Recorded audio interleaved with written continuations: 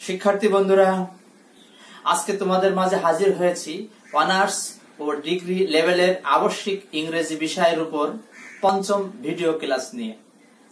ভিডিওটি মন দিয়ে দেখো এবং প্র্যাকটিস করো।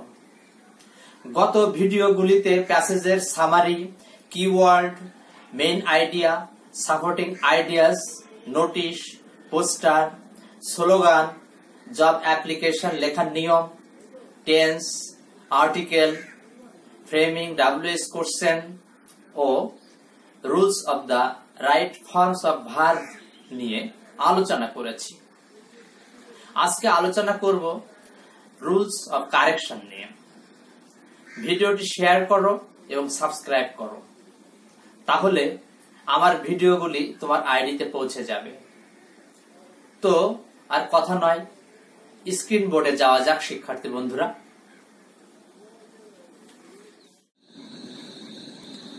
Rules of correction. রুল 1, একই সেন্টেন্সে দুইবার ইন্টারোগেটিভ হয় না। একই সেন্টেন্সে দুটি ক্লাস থাকলে প্রথম ক্লাসটি ইন্টারোগেটিভ এবং দ্বিতীয় ক্লাসটি অ্যাসার্টিভ হয়। কোনো ক্লাস বা সেন্টেন্সের অক্সিলারি ভার্বটি সাবজেক্টের পরে বসলে তা অ্যাসার্টিভ হয়ে যায়। যেমন খেয়াল করো বন্ধুরা, do you know where does he live, অর্থাৎ দুই অংশে ইন্টারোগেটিভ হয়ে যাচ্ছে, কিন্তু এটা হবে না। এক অংশে ইন্টারোগেটিভ হবে আর এক অংশে অ্যাসার্টিভ হবে, অর্থাৎ do you know where he lives. এরপরে রুল 2, সেন্টেন্সের সাবজেক্টের নাম্বার অনুসারে তার পসেসিভ বসবে।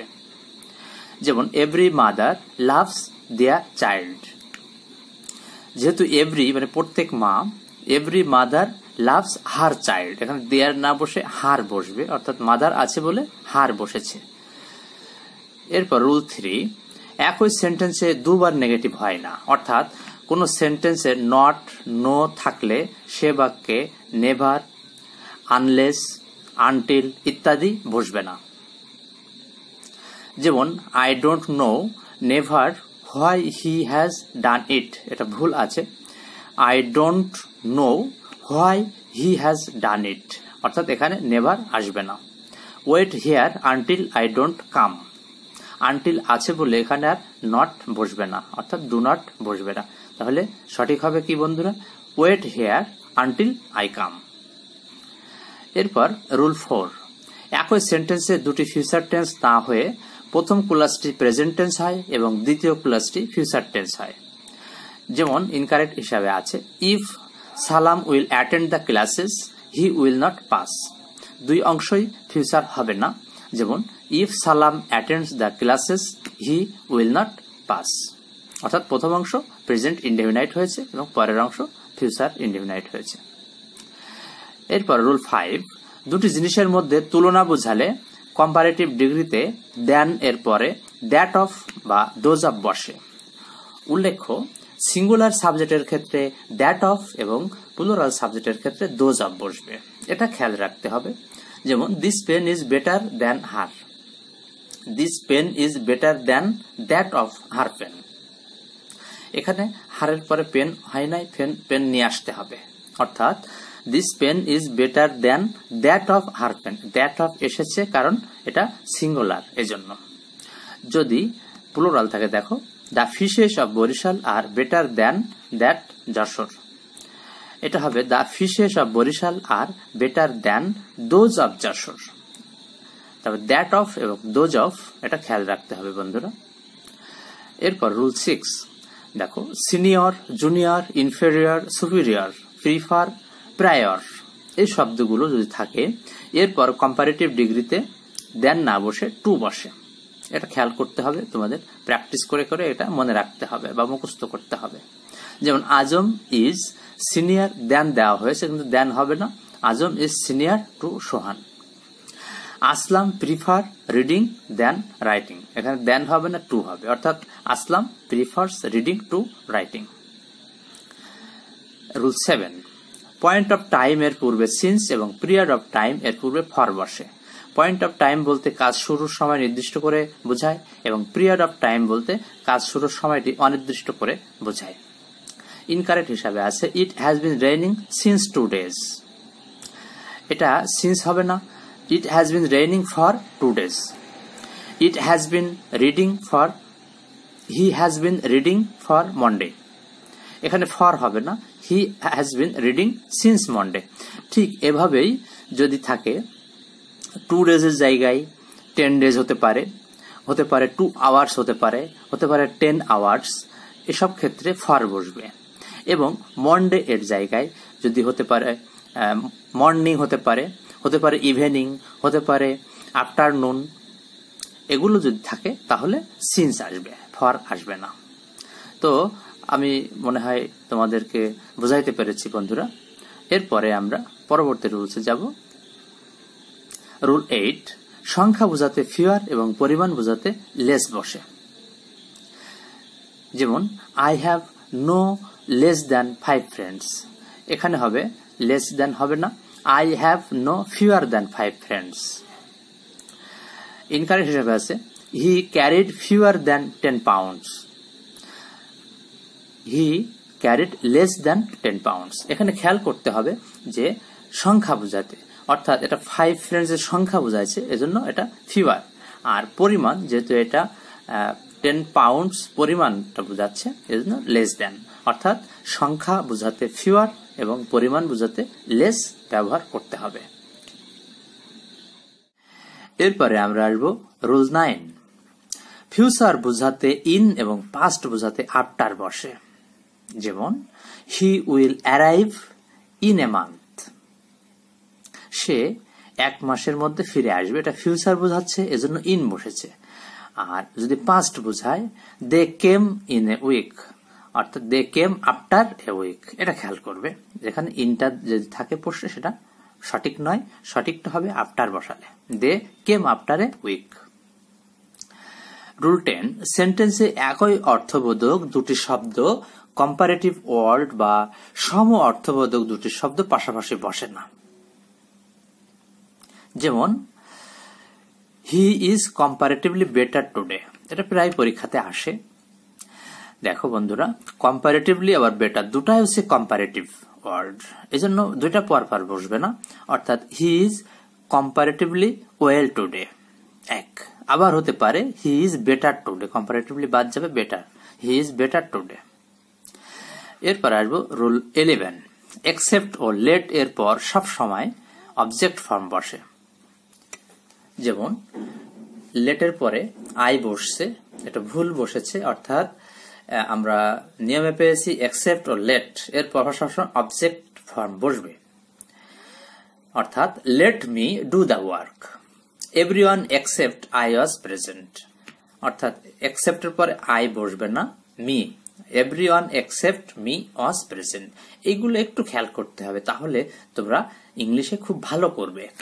যেহেতু কারেকশনের কোনো শেষ নাই, কারেকশন অনেক পড়া লাগে, অনেক স্টাডি করা লাগে, তো যেহেতু তোমরা ডিগ্রি এবং অনার্স লেভেলের আবশ্যিক ইংরেজির জন্য পড়বে, এজন্য আমি অত্যন্ত গুরুত্বপূর্ণ রুলসগুলো তোমাদের জন্য নিয়ে এসেছি। এগুলো যদি তোমরা নিয়মিত ভিডিও দেখো এবং প্র্যাকটিস করো তাহলে অনেক ভালো করবে। এরপর আমরা আসবো রুল 12, দুজনের ভিতরে পারস্পরিক কার্য বোঝালে ইজ আদার এবং 2 এর বেশির মধ্যে ওয়ান অ্যানাদার বসে। যেমন দেখো Rajan and Bijan help one another, এখানে ওয়ান অ্যানাদার হয়েছে কিন্তু ওয়ান অ্যানাদার হবে না, এখানে 2 জনের ভিতরে যদি ইজ আদার। আর যদি বহুজনের ভিতরে হয় 30 persons talked with each other, এখানে ওয়ান অ্যানাদার হবে, অর্থাৎ 30% talked with one another। এরপরে আমরা আসবো রুল 13, টাকা ব্যবহৃত হয় নির্দিষ্ট অর্থে এবং মানি ব্যবহৃত হয় অনির্দিষ্ট অর্থে। যেমন হি হ্যাজ 20 মানি, যেহেতু 20 নির্দিষ্ট করে দেওয়া হয়েছে এই জন্য এখানে মানি হবে না, টাকা হবে। হি has 20 taka in his pocket. আর my father has a lot of taka, এখানে উল্লেখ করা নাই কত, এই জন্য এখানে মানি হবে, অর্থাৎ my father had a lot of money. Rule 14, একই ব্যক্তির বা বস্তুর 2টি গুণ বোঝালে কম্পারেটিভ ডিগ্রি এর ক্ষেত্রে ই আর না বসে মোর বসবে। যেমন he is wiser than strong, এটা ভুল আছে, he is more wise than strong, যেহেতু একই ব্যক্তির 2টা গুণ এজন্য মোর বসছে। Sadia is taller than beautiful. এখানে দুইটা গুণ আছে, এজন্য Sadia is more tall than beautiful. অর্থাৎ মোর বসলে সব পরের শব্দটার কম্পারেটিভ ফর্মটা বসবে না। এরপরে আমরা আসবো রুল 15। দ্যান শব্দটি কনজাংশন, তাই দ্যান এর পরে নমিনেটিভ কেস হয়ে থাকে, অবজেক্টিভ কেস হয় না। যেমন Jamal is taller than me. এখানে এটা খেয়াল করতে হবে যে যেহেতু এখানে দ্যানের পরে সাবজেক্ট এসেছে, এজন্য এটা অবজেক্টিভ ফর্ম না, এটা সাবজেক্টিভ ফর্ম আসবে। যেমন দেখো, Jamal is taller than I, I am রিচার than he. এখানে হিম না হয়ে হি হয়েছে। রুল 16, যার সাথে তুলনা হয় না তার পূর্বে মোর বা মোস্ট বসে না। অর্থাৎ এই শব্দগুলো খেয়াল করতে হবে। Unique, chief, universal, equal, perfect প্রভৃতির ক্ষেত্রে কম্পারেটিভ বা সুপারলেটিভ হয় না। যেমন কারেক্ট আছে it is the unique picture, এর আগে কোনো কম্পারেটিভ বা সুপারলেটিভ বসবে না।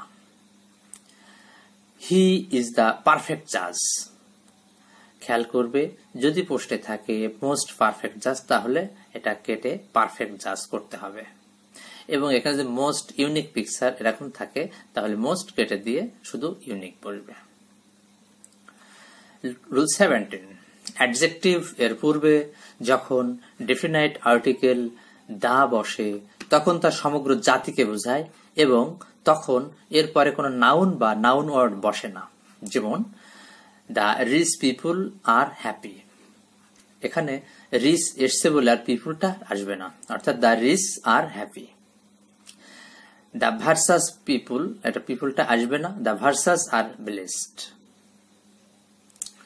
রুল 18, নাউন বা প্রোনাউন অনেক সময় প্রিপোজিশন এর অবজেক্ট রূপে বসে। যেমন he took money from me, এখানে আই বসবে না। এগুলো তোমাকে খেয়াল করতে হবে এবং বারবার প্র্যাকটিস করতে হবে, তা না হলে এলোমেলো হয়ে যাবে। কারণ কোথায় আই বসবে আর কোথায় মি বসবে এটা তোমাকে প্র্যাকটিস করে করে ঠিক করতে হবে। তাহলে বন্ধুরা খেয়াল করো, হি টুক মানি ফ্রম মি, এখানে প্রিপোজিশনের পরে যেহেতু এসছে এজন্য এটা মি আসবে। এরপরে দেখো, this money will be distributed between Rana and he, this money will be distributed between Rana and him, এখানে হিম আসবে। এরপরে আমরা রুল 19 আসব। অ্যাভেল, অ্যাবসেন্ট, এনজয় ইত্যাদি ভার্ব এর পর সাবজেক্ট অনুযায়ী রিফ্লেক্সিভ প্রোনাউন বসে। এই রিফ্লেক্সিভ প্রোনাউন যদি না বসানো হয় তাহলে বাক্যটা সঠিক হবে না। যেমন দেখো, হি অ্যাভেল দ্য অপরচুনিটি, অ্যাভেলের পরে রিফ্লেক্সিভ নিয়ে আসতে হবে, অর্থাৎ he availed himself of the opportunity. এটা প্রায় পরীক্ষাতে থাকে, কয়েকবার এসেছে, তোমরা এটা অত্যন্ত যত্ন সহকারে প্র্যাকটিস করবে। He availed himself of the opportunity. এরপরে আছে Raju absented from the class, এটা ভুল আছে। দেখো, Raju absented himself from the class, এখানে অ্যাবসেন্টেড এর পরে হিমসেলফটা আসবে। রুল 20, একই সেন্টেন্সে ফার্স্ট, সেকেন্ড ও থার্ড পারসন থাকলে সাধারণ অর্থে প্রথমে সেকেন্ড পারসন, থার্ড পারসন এবং শেষে ফার্স্ট পারসন বসে। এক্ষেত্রে মনে রাখতে হবে সূত্র হচ্ছে 2, 3, 1, অর্থাৎ second person, third person, first person. যেমন হি, আই অ্যান্ড ইউ, এখানে সাজাতে হবে 2, 3, 1, অর্থাৎ you, he and I will go. কিন্তু দোষ স্বীকার করা বোঝালে 1, 2, 3 হবে। যেমন I, you and he are guilty. Rule 21, একাংশ যেমন 1/3, 1/5 ইত্যাদি ছাড়া সর্বশেষে ভগ্নাংশ প্লুরাল হয়। তবে ভগ্নাংশগুলো যদি পরিমাণ বোঝায় তবে ভার্ব সিঙ্গুলার হবে এবং সংখ্যা বোঝালে প্লুরাল হবে। যেমন খেয়াল করো, 2/3 of the work R finished. এখানে পরিমাণ বোঝাইছে বলে এটা সিঙ্গুলার হয়েছে, অর্থাৎ 2/3 of the work is finish, এটা পরিমাণ। আর 1/3 of the books are damage, এখানে পরিমাণটা বুঝিয়েছে বলে এটা সংখ্যা বুঝিয়েছে। এখানে পরিমাণ ছিল উপরে আর এটা সংখ্যা, সংখ্যা বুঝিয়েছে বলে এখানে প্লুরাল হয়েছে এবং বি ভার্বটা আর বসেছে। তাহলে 1/3 of the books are damage. Rule 22, reflexive pronoun সব সময় সাবজেক্টের পরে বসে। যেমন বন্ধুরা খেয়াল করো, এখানে হিমসেলফ রিফ্লেক্সিভ প্রোনাউন, এটা হি এর আগে বসেছে, অর্থাৎ সাবজেক্টের আগে বসেছে, কিন্তু এটা হবে না, সাবজেক্টের পরে বসবে, অর্থাৎ কারেক্ট হবে he himself did the work. তো বন্ধুরা, এভাবে আমরা 22টা রুলস আলোচনা করলাম। অনেকগুলা রুলস আছে, কারণ কারেকশনের কোনো শেষ নাই। যত বেশি কারেকশনের রুলস পড়বে তত বেশি জানতে পারবে। কিন্তু বন্ধুরা, তোমরা অনার্স এবং ডিগ্রি লেভেলের আবশ্যিক ইংরেজি যেহেতু অধ্যয়ন করবে, সেহেতু অত ডিটেলস পড়ার সময় তোমরা পাবে না। এজন্য আমি অত্যন্ত গুরুত্বপূর্ণ রুলসগুলো তোমাদের মাঝে এক্সপ্লেন করলাম।